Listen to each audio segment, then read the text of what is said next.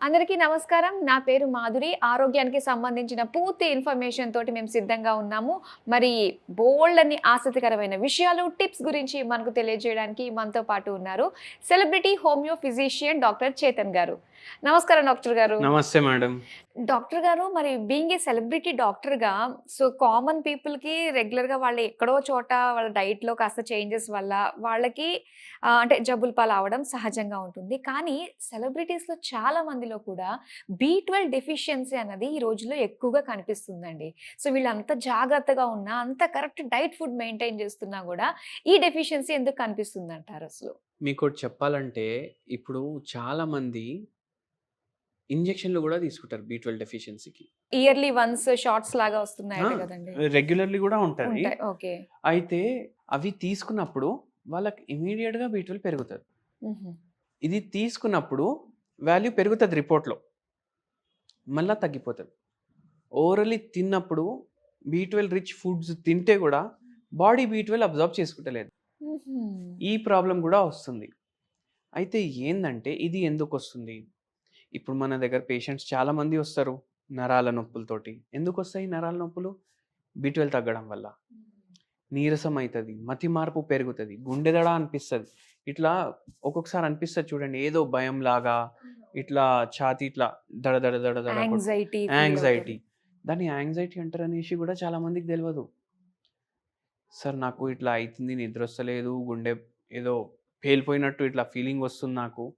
చేతులు లాగుతున్నాయి, కాళ్ళు లాగుతున్నాయి. ఒక పేషెంట్ వచ్చారు. మెడ నొప్పి ఉంది.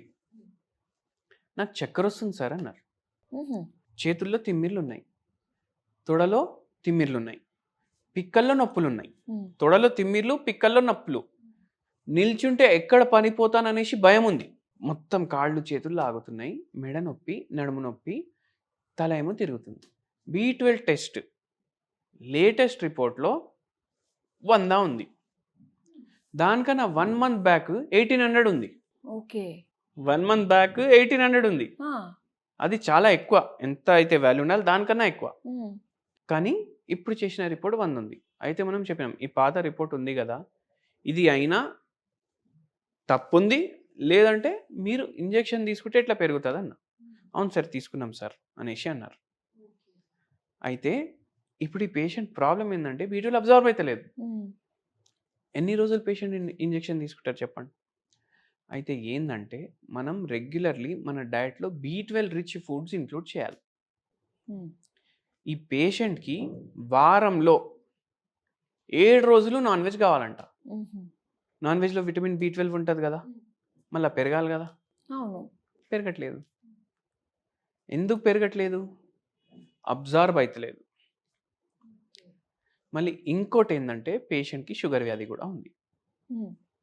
షుగర్ వ్యాధి ఉండి మీరు ఇట్లా నాన్ వెజ్ ఇంత ఎక్కువ తింటే మీ అబ్జార్ప్షన్ గూడా తగ్గుతది. మీరు మళ్ళా ఏం మిస్టేక్ జేస్తున్నారు ఈ పేషెంట్. ఒకరోజు చికెన్ 65 బయటికెళ్ళి, ఒకరోజు బిర్యానీ బయటికెళ్ళి, ఇంకో రోజు చికెన్ కర్రీ బయటికెళ్ళి, ఇట్లా బయటికెళ్ళి తెప్పించుకొని తింటున్నారు. ఎందుకింత బయట ఫుడ్ అంటే ప్రాబ్లమ్ ఏంది నేను జెప్తా సార్ మీకు. మాకిద్దరు పిల్లలు. పాప బయట యూఎస్, బాబు యూకే. నా ఏజ్ వచ్చేసి 68. మా ఆయన ఏజ్ వచ్చేసి 74. హ్మ్. మాకు వంట వాళ్ళు చేస్తే నచ్చట్లేదు. హ్మ్. నాకు చేసుకోనీకి చేతనైతలేదు. తెప్పిస్తున్నాం. బాబుకి ఫోన్ చేస్తే వాడు పెట్టేస్తాడు టైంకి. లంచ్‌కి వచ్చేస్తది. అదే ఒక్కొక్కసారి డిన్నర్‌లో గూడా తింటాం. ఏం జేయాలి? బాబు గూడా చెప్తుండు బయటకెళ్ళి ఇంత తెప్పించుకొని తింటున్నారు అది ఇది అనేసి. అయినా కంట్రోల్ అయితలేదు నాకు. అయితే నేనన్నాను, మీరెట్లైనా చేసి ఇంటికాడే వండించుకోండి. బయట వండితే ఓవర్ కుక్ అయితది ఫుడ్. నూనె ఎక్కువ వాడతారు. మళ్ళా దాంట్లో ఉన్న విటమిన్స్ గూడా డ్యామేజ్ అయితాయి. హ్మ్. సరే సార్ ట్రై చేస్తామనేసి ఫస్ట్ మనం 2 మంత్స్‌కి మందులిచ్చి పంపించినాం. నెక్స్ట్ టైమ్ వచ్చినప్పటికి 30% బెటర్ ఉండే పేషెంట్. హుహు. ఇప్పుడేం చేస్తున్నారు, ఇంకా వంట మనిషి సరిగా దొరకలేదు సార్. ఒకామె దొరికింది. వారమే అయితుంది పెట్టి అనేసి అన్నారు.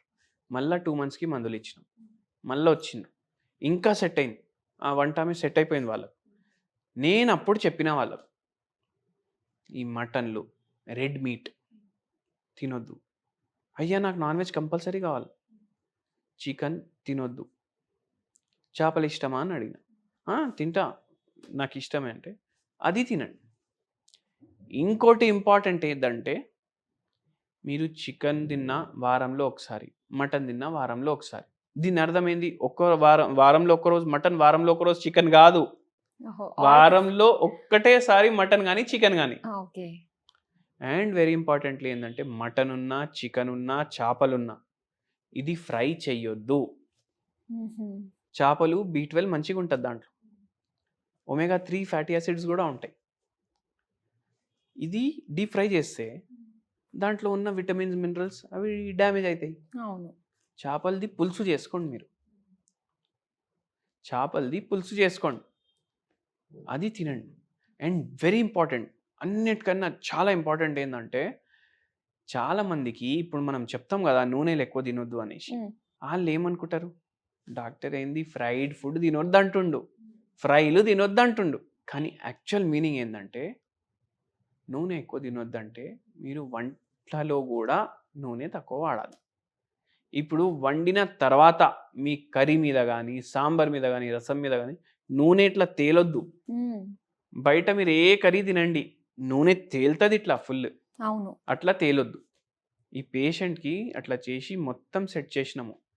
ఆ పేషెంట్కి తగ్గిన తర్వాత వాళ్ళ బాబు ఫోన్ చేసి చెప్తున్నారు నాకు, సార్ నేను 5 years నుంచి ట్రై చేస్తున్నా, వీళ్ళు చేంజ్ కావాలి, మీరు ఏం చెప్పిండ్రు వీళ్ళు ఇట్లా చేంజ్ అయిపోయిండ్రు అనేసి. అయితే పేషెంట్కి ఇంకో ప్రాబ్లం ఏముండేది తెలుసా మీకు? దగ్గినా, తుమ్మినా, నవ్వినా తెలియకుండా యూరిన్ వచ్చేస్తుండే బయటికి. ఓకే. అయితే ఆ పేషెంట్కి అది కూడా తగ్గిపోయింది హోమియోపతికి. ఓకే. అయితే హోమియోపతిలో ఏంటంటే మనం డీటెయిల్గా అడుగుతాం, అన్నీ డీటెయిల్గా అడిగి ఫస్ట్ టైం విజిట్ చేసినప్పుడు పేషెంట్ అసలు చెప్పలేదు నాకు దగ్గుతే యూరిన్ వస్తుంది అనేసి. సెకండ్ టైం వచ్చి నరాల నొప్పులు జర బాగున్నాయి, నాకు ఇట్లా దగ్గుతే మూత్రం వస్తుండే, అది కూడా ఆగిపోయిందని చెప్పిండ్రు. అంటే హోమియోపతి మందులు ఎట్లా అంటే ఒకవేళ ఏదైనా వ్యాధి ఇట్లా చెప్పడం మర్చిపోయారు అనుకోండి పేషెంట్ మందు చేంజ్ అవుతుంది కదా, ఇదే మందు ఆ వ్యాధికి కూడా పనిచేస్తుంది ఒక్కొక్కసారి. సో అట్లా కూడా ఉంటుంది. సో ఈ పేషెంట్కి కూడా అట్లనే తగ్గింది. ఇట్లా డయటరీ చేంజెస్ కూడా మనం చేసినాము. మీరు ఇంకోటి ఏంటంటే ఇప్పుడు కొందరు నాన్ వెజిటేరియన్లు ఉండరు, వెజిటేరియన్లు ఉంటారు. ఇప్పుడు వెజిటేరియన్ నువ్వు ఏం చేయాలి? పాలు, పనీరు, పెరుగు. ఓకే. పాలు అంటే స్కిన్ మిల్క్, దీంట్లో ఫ్యాట్ తక్కువ ఉంటుంది. పనీర్ మీరు డ్రై రోస్ట్ చేసుకోవాలి, ఒక 50 గ్రామ్ పనీర్ డ్రై రోస్ట్ చేసుకోవాలి. ఒక మీల్ అదే తినాలి. ఇంకా షుగర్ వ్యాధి ఉంటే, షుగర్ వ్యాధి లేదు మీరు యంగ్ ఉన్నారు అంటే ట్రై చేయండి ఓన్లీ అదే తినడానికి, 50 గ్రాములు చాలు. లేదంటే మీరు ఏదైనా కలుపుకొని తింటారంటే కలుపుకొని తినండి. దాని మీద కొద్దిగా ఉప్పు, మిరియాల పౌడర్ ఇవి వేసుకొని డ్రై రోస్ట్ చేసుకొని తినండి, చాలా మంచిగా ఉంటుంది. ఇప్పుడు పన్నీర్ టిక్కాలు దొరుకుతాయి కదా బయట, చికెన్ 65 దొరుకుతుంది కదా, అట్లనే టేస్ట్ వస్తుంది. అయితే వీక్లీ ఎన్ని టైమ్స్ తీసుకోవచ్చు అంటారు వెజిటేరియన్స్ ఇలా పన్నీర్? అది రోజు తినొచ్చు వాళ్ళు. పెరుగు తినొచ్చు, మజ్జిగ పులుసు తాగొచ్చు, దీంట్లో కూడా విటమిన్ B12 ఉంటుంది. విటమిన్ B12 ఎందుకు తగ్గుతుంది, సో దాని నుంచి మనం మళ్ళీ నార్మల్ తెచ్చుకోవడానికి ఎలాంటి ఫుడ్ అనేది ఇంక్లూడ్ చేసుకోవాలనే విషయాలు మాకు తెలియజేసినందుకు thank you so much. Thank you అండి.